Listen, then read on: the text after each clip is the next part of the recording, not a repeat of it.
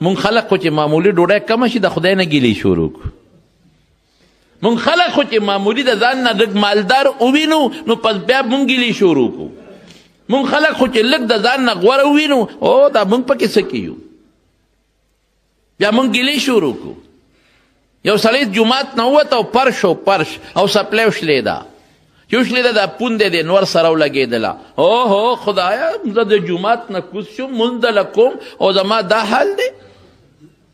بل موټر کې ګرځي زما دا حال دی خپه مې وسوځېده چې ویې کتل یو سړی د جومات ته را روان دی او د هغه غریب سپلی نشته شل دی په توخېدو را روان دی په توخېدو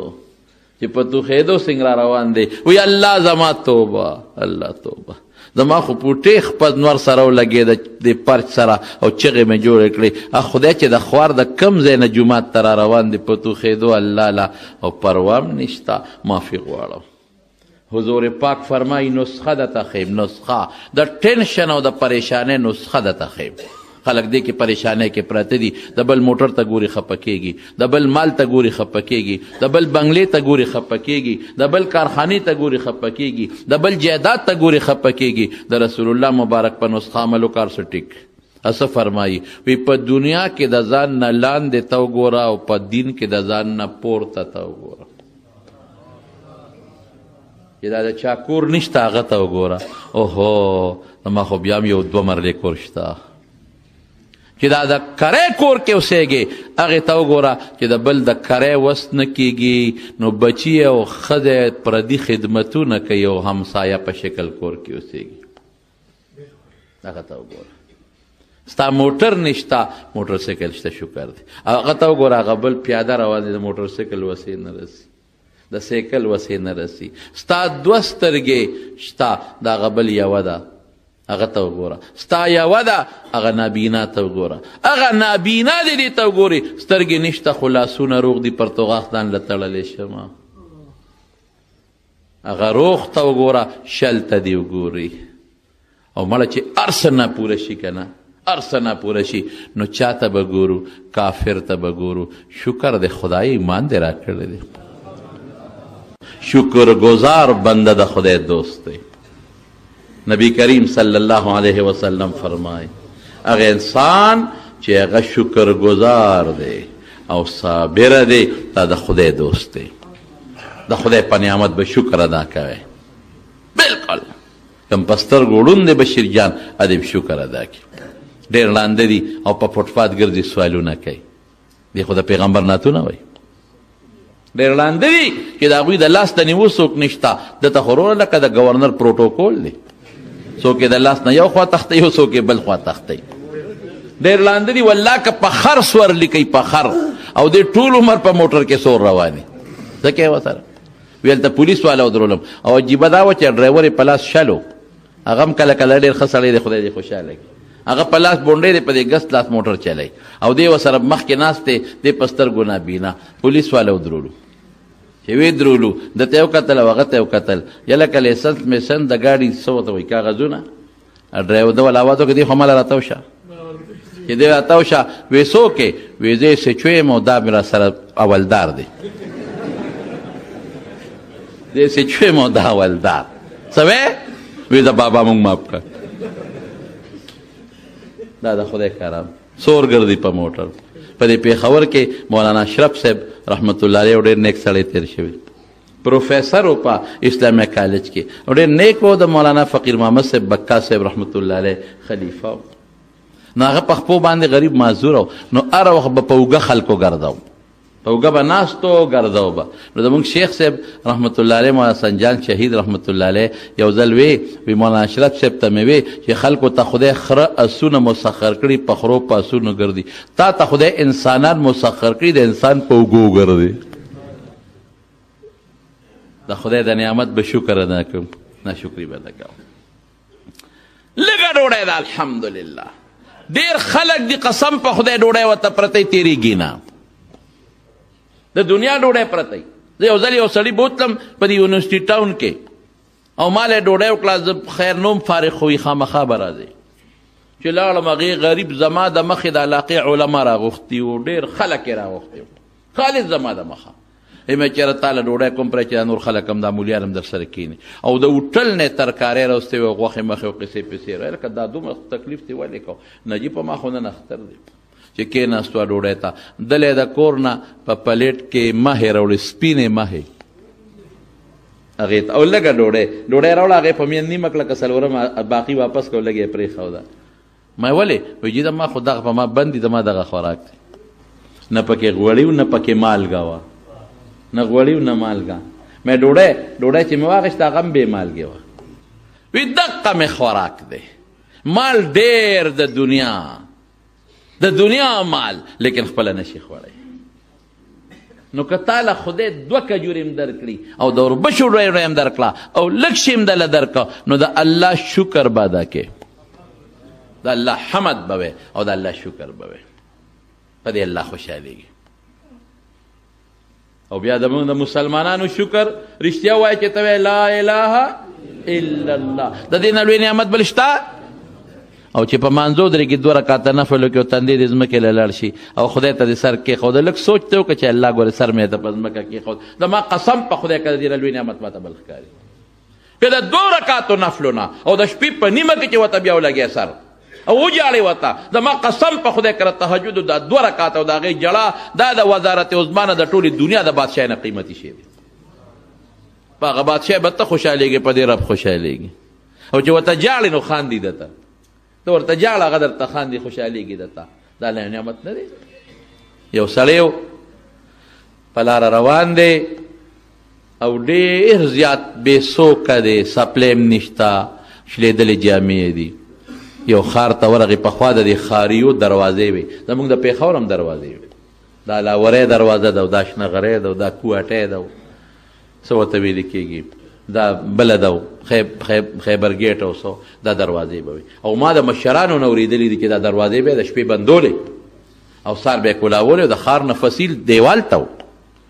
دغسې یو ښار ته دې ورغې دروازې بندې دي لین باندې خلک ولاړ دی فقیر غریب په یو لین کې ودرېد چا نه تپوس وکړه دا دروازې ولې بندې دي وی د بادشاه نه باس تښتېدلی دی هغې پسې په منډو دي او چې باس کله پیدا شي دروازې به کولاویږي بادشاه وي اسره دا باس په دروازه بار ونه تښتي قیمتي باز دی بس د یو سوړه سویلې وکړو روان شو د دریاب غاړې لا او یا الله ناشنا خدای دی ده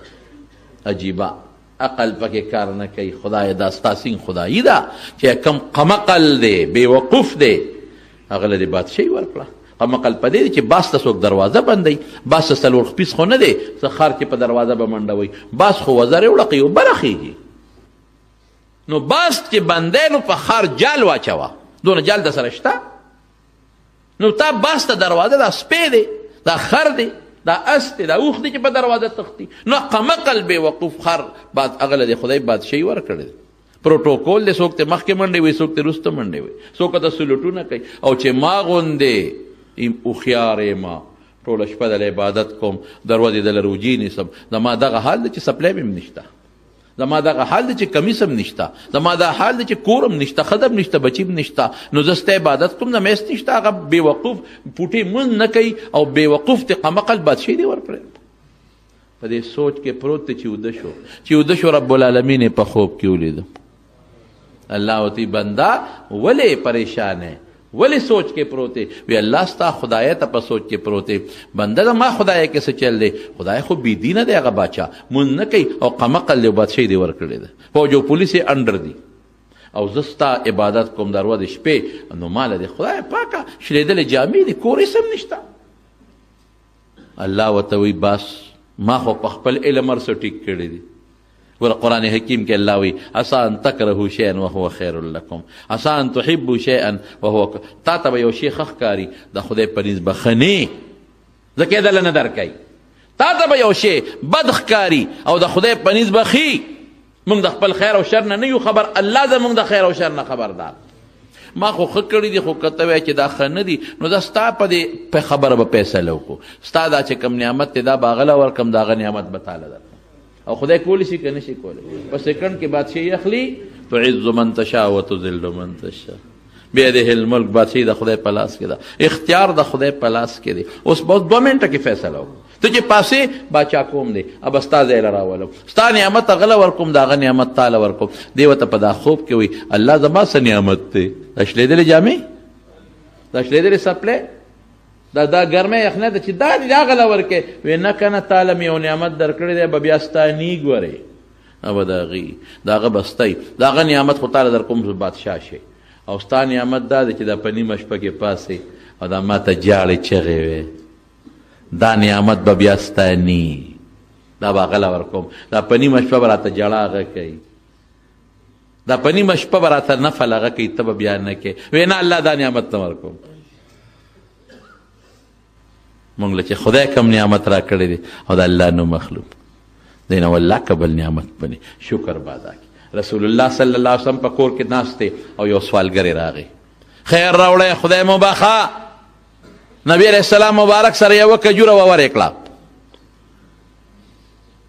سوالګري ته یې وې زه دا یو څه دا څه شی دی ایله بیله یو کجوره